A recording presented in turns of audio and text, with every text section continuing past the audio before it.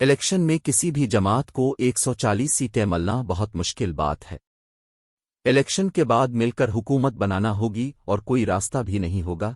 PDM हुकूमत बनेगी, अभी तक ऐसी कोई बात नहीं है। मरकजी रहनुमा पीपल्स पार्टी खुर्शीद शाह की गुफ्तगू। इलेक्शन में किसी भी जमात को 140 सीटें मिलना बहुत मुश्किल बात है। लाहौर, 25 दिसंबर 2023। पाकिस्तान पीपल्स पार्टी के मरकजी रहनुमा खुर्शीद शाह ने कहा है कि इलेक्शन में किसी भी जमात को 140 सीटें वोट मिलना बहुत मुश्किल बात है। इलेक्शन के बाद मिलकर हुकूमत बनाना होगी और कोई रास्ता नहीं होगा। पीडीएम हुकूमत बनेगी, अभी तक ऐसी कोई बात नहीं है। इलेक्शन के बाद मिलकर हुकूमत बनाना होगी और कोई रास्ता नहीं होगा। उन्होंने ARY न्यूज़ के प्रोग्राम में गुफ्तगू करते हुए कहा कि आसिफ जरदारी और बिलावल भुट्टो के दरमियान कोई ऐसा मामला नहीं है। सियासत में बात और सियासी इख्तिलाफात ओपन होते हैं। वजीर आज़म के उम्मीदवार बिलावल भुट्टो होंगे। ट्रेनिंग का तजुर्बा हो जाता है। बेनज़ीर भुट्टो 35 साल की उम्र में वजीर आज़म बनी थी। बिलावल की उम्र भी 35 साल है। उन्होंने कहा कि नून लीग के साथ कोई बड़े इख्तिलाफ नहीं। नून लीग के साथ 15 साल मुसलसल बेहतर पोजीशन में चले। जहां भी मुश्किल आई हम आगे खड़े हुए। हमारा वर्कर पंजाब में हमें छोड़ गए कि अब नून लीग की जान नहीं छोड़ रहे, मगर हम फिर भी यही कहते हैं मिलकर साथ चलना पड़ेगा। मगर नून लीग ने अपने बंदे हुकूमत में बिठा दिए।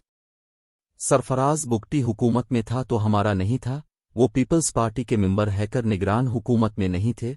वो कभी भी हमारी हुकूमत में निगरान वजीर मुआविन खुसूसी नहीं रहा। निगरान हुकूमत में पीपल्स पार्टी का कोई टिकट होल्डर नहीं है। निगरान हुकूमतों में कोटा तो वैसे ही नहीं होना चाहिए, लेकिन 5-6 बंदे नून लीग के हैं।